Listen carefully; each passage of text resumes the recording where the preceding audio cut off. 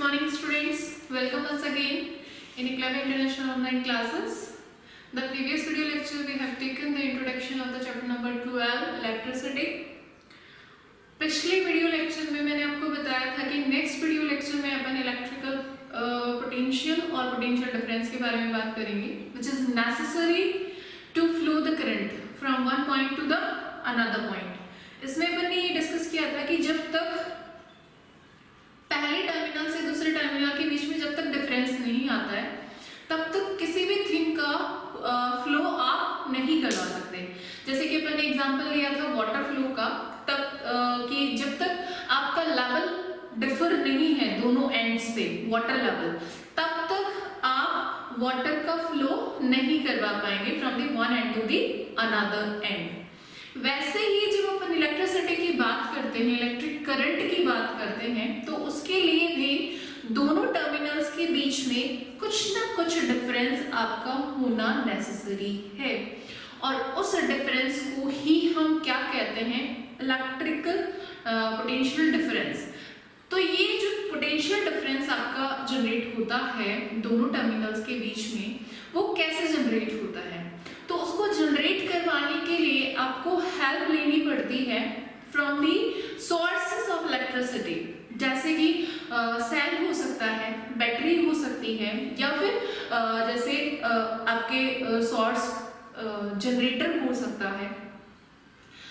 कोई भी थिंग जो आप यूज कर रहे हैं कोई as a source of energy, वो क्या करेगा बेसिकली, उस सर्किट के अंदर दोनों टर्मिनल्स के बीच में एक डिफरेंस क्रिएट करेगा, और वो डिफरेंस किसके लिए रिस्पॉन्सिबल होता है?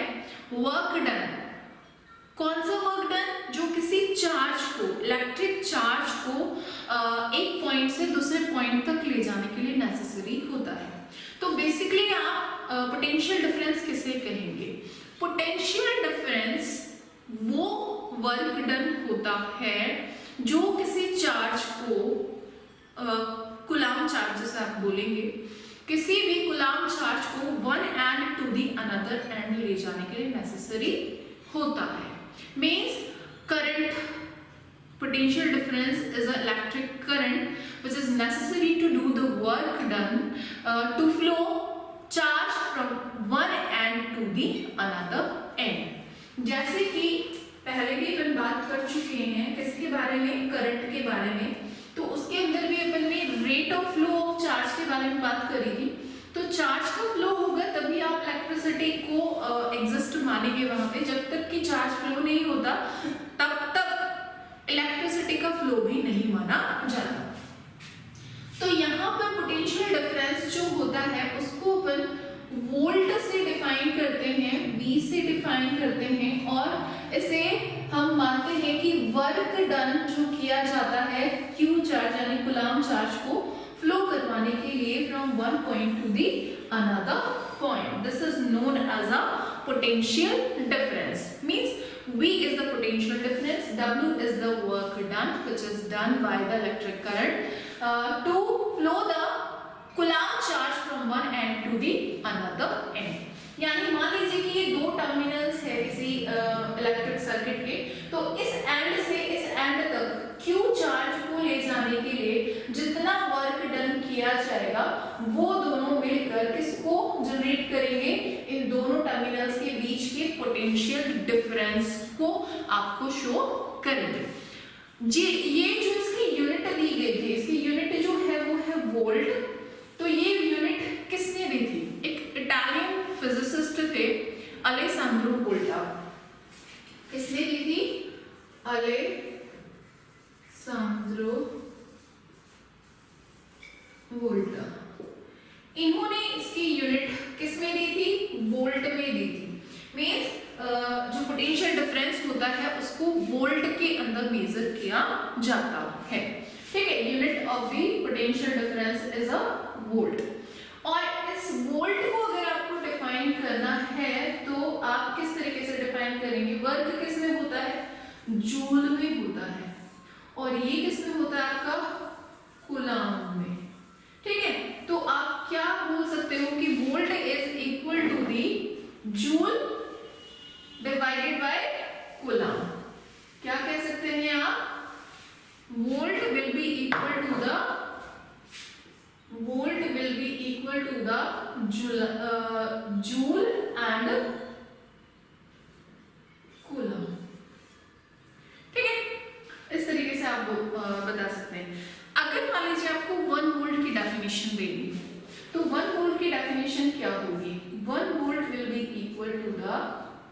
1 joule work which is necessary to take 1 coulomb charge from one end to the another end.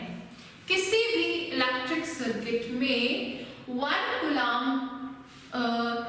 Charge को वन एंड से अनदर एंड तक ले जाने के लिए अगर 1 जूल वर्क किया जाता है, then potential difference between the both ends will be equal to the 1 volt. किसके इक्वल होगा? 1 वोल्ट के इक्वल होगा। यानी क्या कह सकते हो कि अगर दो पॉइंट्स के बीच में, दो टर्मिनल्स के बीच में एक कुलाम चार्ज को ले जाने के लिए 1 जूल वर्क किया जाता है, तो इन दोनों टर्मिनल्स के बीच के पोटेंशियल डिफरेंस को 1 वोल्ट कहा जाएगा। ठीक है, यानी किसी भी दो टर्मिनल्स, मान लीजिए कि एक क्लोज सर्किट है और उस क्लोज सर्किट का पॉजिटिव और नेगेटिव टर्मिनल जो है, ये पूरा सर्किट बनेगा, तो इन दोनों के बीच जब तक कोई डिफरेंस नहीं होगा तब तक इलेक्ट्रिसिटी इस सर्किट में पास नहीं होगी। तो इस सर्किट के अंदर इन दोनों टर्मिनल्स के बीच में 1 वोल्ट आपका डिफरेंस कब होगा, पोटेंशियल डिफरेंस कब होगा? जब इस पॉइंट से, मान लीजिए पॉजिटिव पॉइंट है और ये नेगेटिव वाला पोल है, तो इस पोल से या इस टर्मिनल से इस टर्मिनल तक 1 कुलाम चार्ज को लाने के लिए अगर 1 जूल वर्क किया जा रहा है, then we will define that both terminals have 1 volt difference. Potential difference in दोनों के बीच में कितना है? 1 वोल्ट का पोटेंशियल डिफरेंस इसके अंदर पाया जा रहा है। अब देखिए, जो ये पोटेंशियल डिफरेंस होता है उसको मेजर करने के लिए जिस इंस्ट्रूमेंट को, जैसे कि अपन ने पिछले वीडियो लेक्चर में भी देखा था कि इलेक्ट्रिक करंट को मेजर करने के लिए अपन ने एक एपरेटस यूज किया था, इक्विपमेंट यूज किया था, एंड दैट वाज एमीटर। उसको अपन ने क्या कहा था? एमीटर कहा था। वैसे ही पोटेंशियल डिफरेंस को मेजर करने के लिए भी अपन एक एपरेटस यूज करते हैं, इक्विपमेंट यूज करते हैं, that is known as a voltmeter. क्या बोला जाता है उसे? Volt meter. वोल्ट मीटर से आप किसको मेजर कर सकते हो? पोटेंशियल डिफरेंस को मेजर कर सकते हो। किसी भी इलेक्ट्रिक सर्किट के अंदर अगर आपको पोटेंशियल डिफरेंस को मेजर करना है तो आप किसको अप्लाई करेंगे? इसमें वोल्ट मीटर को अप्लाई करेंगे। ठीक है, तो वोल्ट मीटर को अप्लाई करेंगे आप यहाँ पे। अब मैंने आपको पिछली बार बताया था कि दो तरीके के कॉम्बिनेशंस होते हैं किसी भी थिंग को इलेक्ट्रिक सर्किट के अंदर कंबाइन करने के लिए। एक मैंने आपको पहले भी बताया एमीटर के साथ सीरीज कॉम्बिनेशन, और एक का मैंने आपको बताया था कि पैरेलल कॉम्बिनेशन होता है, जो फर्दर ऑन अपन इस चैप्टर में पढ़ने वाले हैं। एमीटर के बारे में अपन ने जब बात की तो अपन ने कहा कि एमीटर जो होता है वो सीरीज कॉम्बिनेशन के अंदर कंबाइन होता है इन अ इलेक्ट्रिक सर्किट। लेकिन जब अपन वोल्ट मीटर की बात करते हैं तो वोल्ट मीटर जो होता है आपका वो सीरीज कॉम्बिनेशन में नहीं ऐड किया जाता या कंबाइन नहीं किया जाता। जब आप वोल्ट मीटर को कंबाइन करते हैं किसी भी सर्किट के अंदर तो वो पैरेलल कॉम्बिनेशन के अंदर कंबाइन होता है।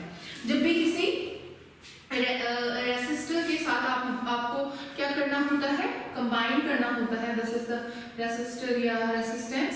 तो इस रेसिस्टेंस जिसके भी पॉइंट्स के बीच में आपको पोटेंशियल डिफरेंस निकालना है, जैसे मान लीजिए मुझे इस रेसिस्टेंस के बीच दोनों एंड्स के बीच का पोटेंशियल डिफरेंस निकालना है। ये इसका ए एंड है और ये इसका बी एंड है।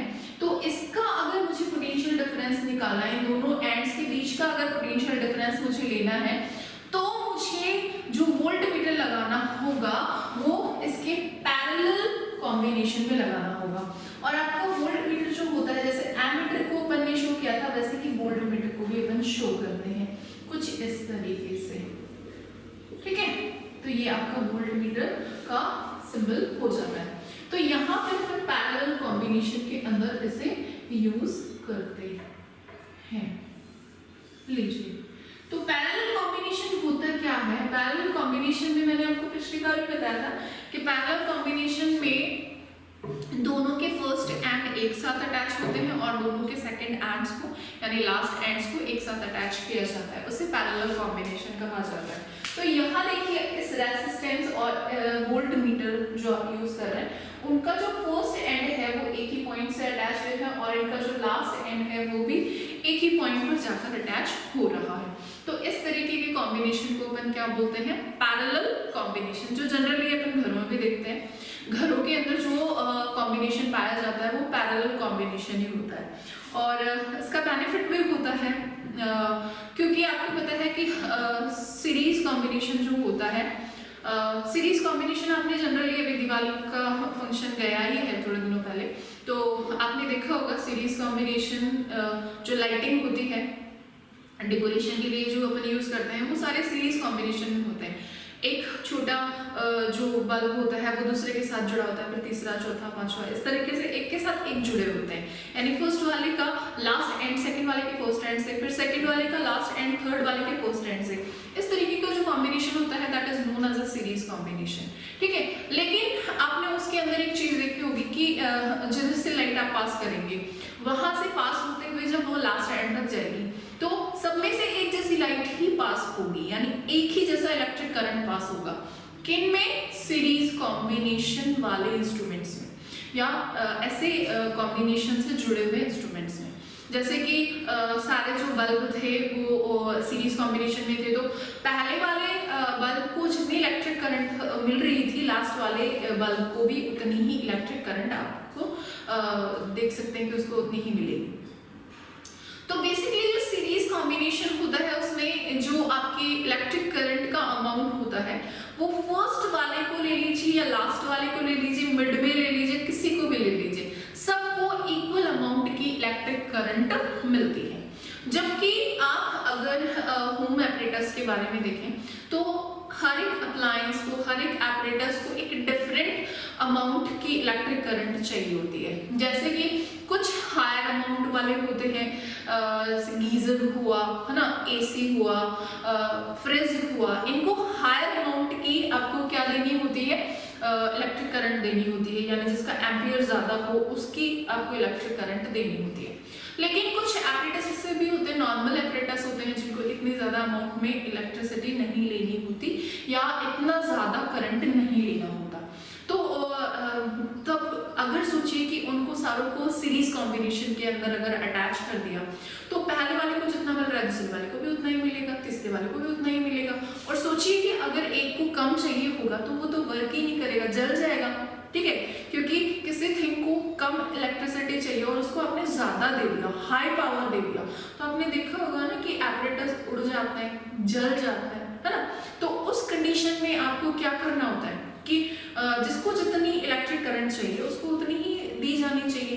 ठीक है, तो जो होम अप्लायंसेस होते हैं उनको पैरेलल कॉम्बिनेशन में रखा जाता है, तो जिसको जितनी चाहिए होती है उसको उतनी ही इलेक्ट्रिक करंट दी जाती है। और स्पेशली जो आपका होम अप्लायंसेस के लिए जो यूज करने वाला जो सर्किट होता है उसमें दो तरीके की इलेक्ट्रिक करंट अपन यूज करते हैं, एक 5 एम्पियर की और एक 15 एम्पियर की। इसके लिए स्विचेस भी दो तरीके के लगाए जाते हैं, नॉर्मल स्विचेस होते हैं जो 5 एम्पियर के होते हैं और एक हाई वोल्टेज वाले होते हैं जो नीचे की तरफ लगाए जाते हैं और जिनमें 3 पिन प्लग्स होते हैं जो हायर क्वांटिटी के लिए लगाए जाते हैं और higher amount of electricity current के लिए लगाए जाते हैं, जिनसे स्पेशली उन्हीं एपरेटस को यूज किया जाता है जिनको हायर अमाउंट एनर्जी चाहिए होती है, जैसे कि फ्रिज वगैरह, गीजर वगैरह, एसी वगैरह, इनके लिए फिटिंग अलग से करवानी होती है। तो वो 15 एम्पियर वाली फिटिंग होती है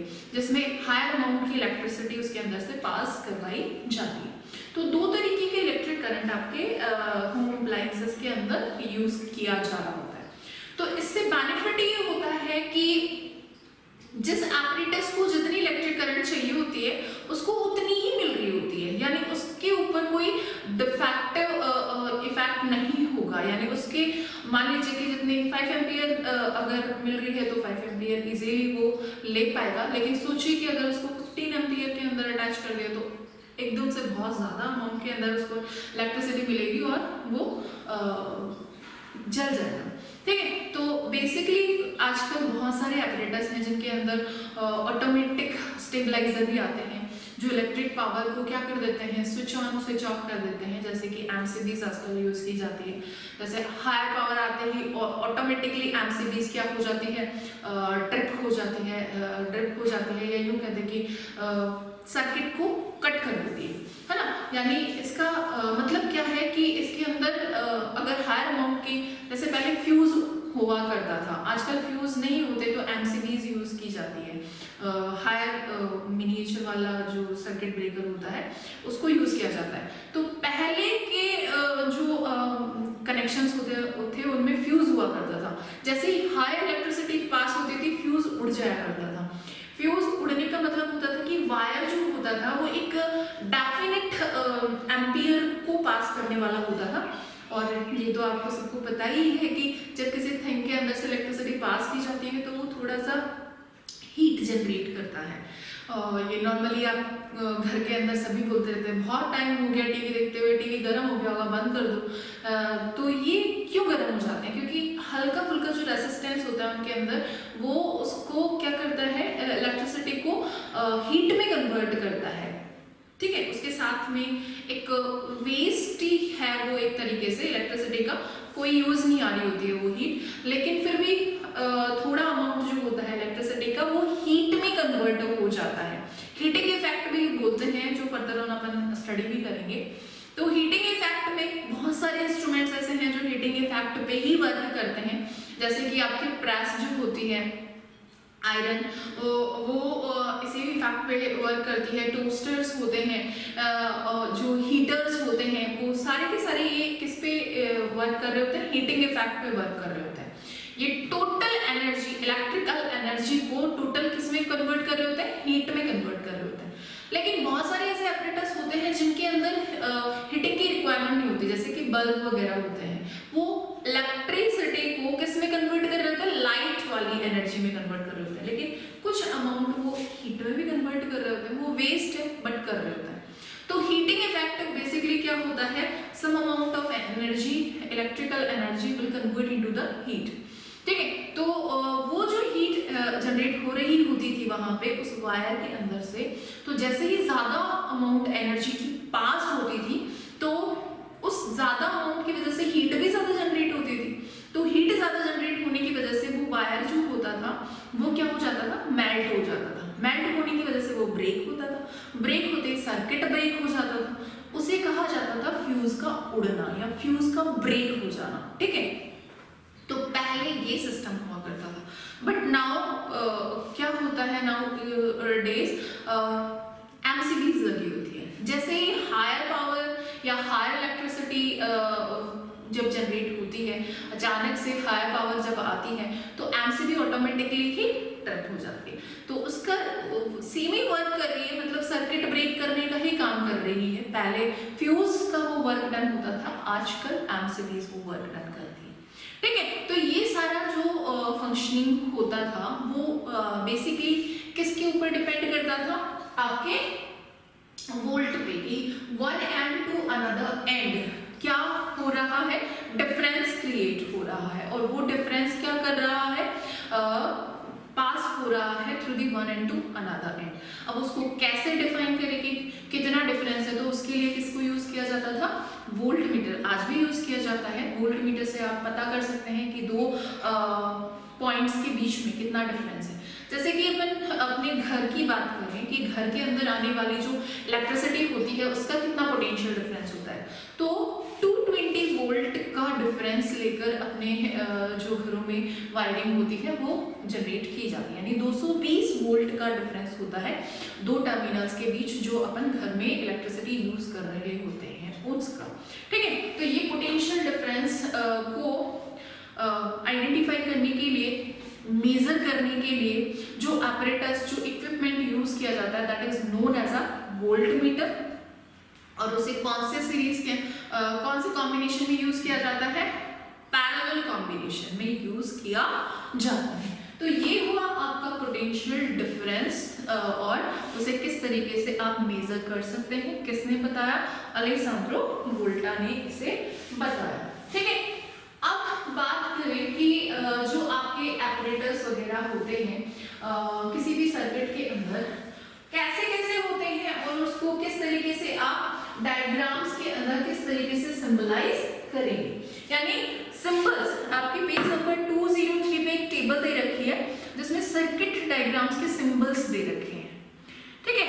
सर्किट डायग्राम्स के सिंबल्स दे रखे हैं, कौन कौन से कंपोनेंट्स होते हैं जिनको अपन यूज कर रहे होते हैं सर्किट बनाने के लिए, और उनको किस तरीके से अपन सिंबल्स बाय द सिंबल्स किस तरीके से अपन यूज कर रहे होते हैं। तो सबसे पहले देखिए इलेक्ट्रिक सेल जो होता है उसको किस तरीके से बताया जाता है। इलेक्ट्रिक सेल में आप पॉजिटिव टर्मिनल जो होता है इलेक्ट्रिक सेल का उसको बड़ी लाइन से शो करते हैं और जो नेगेटिव टर्मिनल होता है उसको छोटी लाइन से शो करते हैं, और इसके अटैचमेंट के लिए इसके दोनों एंड्स को फ्री रखते हैं। अब जिसमें भी आपको इसको अटैच करना हो इस सेल को, उसको इन दोनों टर्मिनल्स के साथ अटैच कर सकते हैं। तो ये इलेक्ट्रिक सेल का सिंबलाइजेशन है जिसको इस तरीके से आप सिंबलाइज करते हैं। इसके बाद आती है बैटरी। बैटरी होती क्या है बेसिकली? बैटरी है combination of the cells in a series combination, यानी एक ही सीरीज कॉम्बिनेशन में एक ही तरीके के सेल्स को एक साथ अगर अटैच कर दिया जाए तो वो किसको फॉर्म करते हैं? बैटरी को फॉर्म कर देते हैं। यानी एक से ज्यादा सेल को जोड़ दीजिए, एक के साथ एक। जैसे यहाँ पे 3 सेल को मैंने यहाँ पे अटैच किया है, ये इसका पॉजिटिव टर्मिनल हो गया, ये इसका नेगेटिव टर्मिनल हो गया, तो ये किसका रिप्रेजेंटेशन हो गया, ये किसका सिंबल हो गया? बैटरी का सिंबल हो गया। यानी बैटरी को अगर आपको सिंबलाइज करना है तो एक से ज्यादा सेल्स को बहुत सारे सेल आप अटैच करके उसके अंदर बैटरी का फॉर्मेशन कर सकते हैं। तो ऐसे बहुत सारे सिंबल्स इसके अंदर दिए हुए हैं, जैसे ओपन स्विच और क्लोज स्विच का दे रखा है। देखिए ओपन स्विच और क्लोज स्विच, ओपन स्विच को यहाँ पे शो कर रखा है ब्रैकेट इस तरीके से, ये ओपन स्विच है,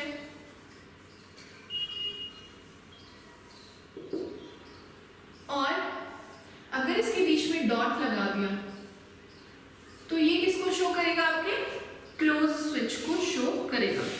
ऐसे वायरिंग्स के बारे में भी बताया हुआ है। वायरिंग का मतलब देखिए 2 तरीके की वायरिंग के बारे में यहाँ पे बताया हुआ है। एक तो होता है वायर ज्वाइंट, जैसे कि एक वायर से दूसरा वायर ज्वाइन करके अपन ले जाते हैं, उसको वायर ज्वाइंट कहा जाता है। और एक होती है क्रॉसिंग ओवर, जैसे एक वायर है उसके ऊपर से दूसरा वायर ले जाता है जो आपस में एक दूसरे से कनेक्ट नहीं हो रहे हैं।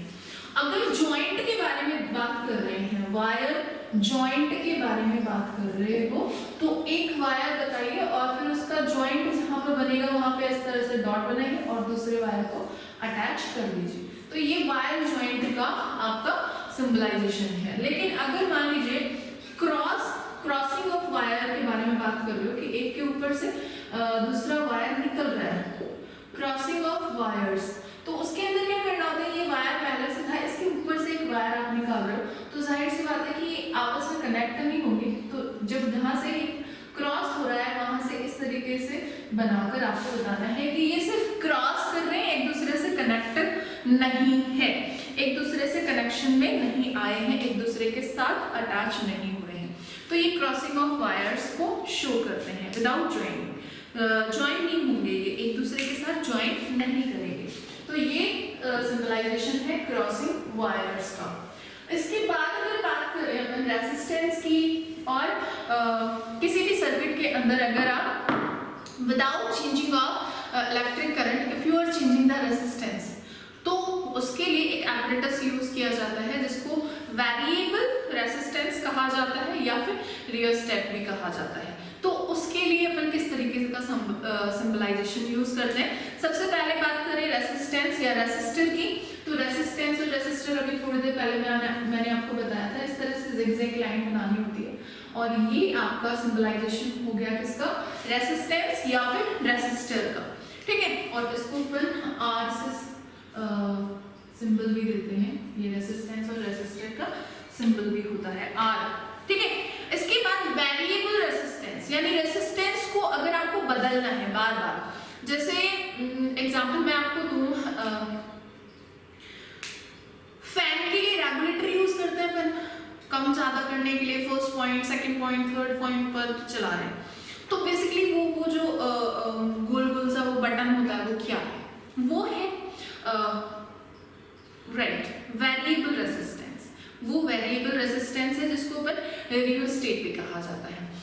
वो क्या करता है, वो देखिए आपकी एम्पियर तो चेंज हो नहीं सकती क्योंकि वो स्टार्टिंग से आ रही 220 वोल्ट की ही आएगी, है ना, तो उसको तो चेंज कर नहीं सकते। तो करा क्या जाता है, वहां पर रेसिस्टेंस को चेंज किया जाता है। रेसिस्टेंस बेसिकली क्या होती है, रेसिस्टेंस होती है प्रोहिबिशन। इलेक्ट्रिसिटी को पास होने के लिए जो प्रोहिबिशन पैदा किया जाता है वो रेसिस्टेंस होता है। या यूँ कह दें कि इलेक्ट्रिसिटी के अंदर जो अपन एक तरीके से स्टॉपिंग पावर यूज कर रहे हैं, इलेक्ट्रिसिटी नहीं पास होने दे रहे, तो हर एक मेटल के अंदर एक अलग रेसिस्टेंस होता है। यानी सारी मेटल्स एक जैसी इलेक्ट्रिसिटी के लिए एक जैसी कंडक्टर नहीं होती है। ये अपन पहले भी पढ़ चुके हैं कि मेटल्स के अंदर बहुत ज़्यादा गुड कंडक्टर्स के अंदर अपन ने जो देखा था वो कॉपर और सिल्वर को देखा था, ठीक है। तो बाकी इतनी ज़्यादा क्या नहीं करती, इलेक्ट्रिसिटी को पास नहीं करती है। Good conductor of electricity metals के बारे में अपन ने पढ़ा था, बैड कंडक्टर के बारे में पढ़ा था, मरकरी वगैरह के बारे में। तो वहाँ पर अपन जो बात कर रहे थे वो बेसिकली उनकी डिफरेंस की बात कर रहे थे, किसमें, रेसिस्टेंस में।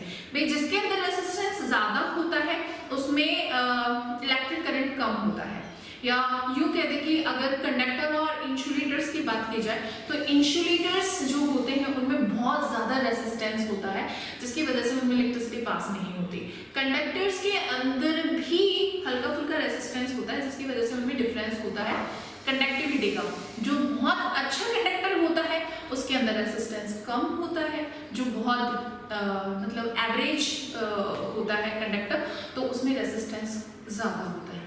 अगर आपने सुना हो सुपर कंडक्टर के बारे में, सुपर कंडक्टर्स जो जनरेट किए जाते हैं तो उनके अंदर बेसिकली क्या किया जाता है, उनके रेसिस्टेंस को 0 तक ले आया जाता है, यानी रेसिस्टेंस बिल्कुल खत्म कर दिया जाता है। इसलिए उन्हें कहा जाता है सुपर कंडक्टर्स। यानी जितनी इलेक्ट्रिसिटी आपने दी है उतनी की उतनी सारी की सारी पास हो जाएगी, इसलिए उन्हें कहा जाता है सुपर कंडक्टर्स। और वो डिपेंड करता है कि कौन सा वाला लिया है, सिलिकॉन, जर्मेनियम, इनको यूज़ किया जाता है जनरली सुपर कंडक्टर्स के फॉर्म में। तो वो हायर क्लासेस की बात है।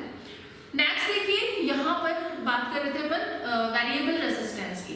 वेरिएबल रेसिस्टेंस का मतलब ही क्या है कि रेसिस्टेंस को बढ़ा के, घटा के और इलेक्ट्रिसिटी को कम ज़्यादा किया जा सकता है। जैसे मान लीजिए कि रेगुलेटर जो है मैंने 1 पॉइंट पे किया है, मतलब रेसिस्टेंस मैंने बढ़ा दिया, तो देखो फैन धीरे धीरे धीरे चलेगा। जैसे उसको मैं हाई करूंगी, मतलब रेसिस्टेंस अब मैं कम कर रही हूँ, 2 पॉइंट, फिर 3 पॉइंट और फिर मैक्सिमम पे पहुंचा दिया 4 पे, यानी रेसिस्टेंस को मैंने डिक्रीज कर दिया। रेसिस्टेंस अगर डिक्रीज होगा तो इलेक्ट्रिक करंट ज़्यादा हो जाएगा। इलेक्ट्रिक बेसिकली हम क्या कह सकते हैं कि रेसिस्टेंस जो होता है वो इनवर्सली प्रोपोर्शनल होता है किसके, इलेक्ट्रिक करंट के। या यूँ कह दें कि इलेक्ट्रिक करंट जब बढ़ता है तो रेसिस्टेंस कम हो जाता है, यानी एक दूसरे के इनवर्सली हो गए एक तरीके से। एक बढ़ेगा दूसरा कम हो जाएगा, दूसरा बढ़ेगा पहले वाला कम हो जाएगा। तो यहाँ पे जो इलेक्ट्रिक करंट अपन रेगुलेटर जिसको अपन बोल रहे हैं, तो उससे क्या कर रहे हैं अपन, रेसिस्टेंस को बढ़ा रहे हैं। तो वेरिएबल रेसिस्टेंस की अगर अपन बात करते हैं तो वेरिएबल रेसिस्टेंस कुछ इस तरीके से सिंबलाइज किया जाता है, या तो यूं, या फिर आप इसको इस तरीके से भी सिंबलाइज कर सकते हैं जिसे रियोस्टेट कहा जाता है, ठीक है। तो ये दोनों ही वेरिएबल रेसिस्टेंस का सिंबलाइजेशन हुआ। उसके बाद आपने दो और सिंबल्स हैं जिनके बारे में तो आप पहले ही पढ़ चुके हैं, एमीटर और वोल्ट मीटर के बारे में। एमीटर को किस तरीके से सिंबलाइज किया जाता है, सर्कल बनाना है, ए लिखना है बीच में, पॉजिटिव नेगेटिव पोल लिखना है। ऐसे ही वोल्ट मीटर को V लिखना है मिड में और वही पॉजिटिव नेगेटिव पोल। तो ये हो गए आपके symbolization for the ammeter and voltmeter. तो ये कुछ सिंबल्स हैं जो कि अपन इलेक्ट्रिक सर्किट्स बनाते टाइम यूज कर रहे होते हैं। तो आई होप कि आज का लेक्चर आपको समझ में आया होगा। नेक्स्ट लेक्चर में अपन जो टॉपिक लेंगे that will be Ohm's law. तो इतना आप स्टडी करिए। कुछ न्यूमेरिकल्स दे रखे हैं, क्वेश्चंस भी हैं एट द पेज नंबर 202 पे, तो उनको सॉल्व करने की कोशिश कीजिएगा। जो प्रॉब्लम्स हैं मुझे सेंड करिएगा। तो आज के लिए इतना ही। Thank you and have a nice day.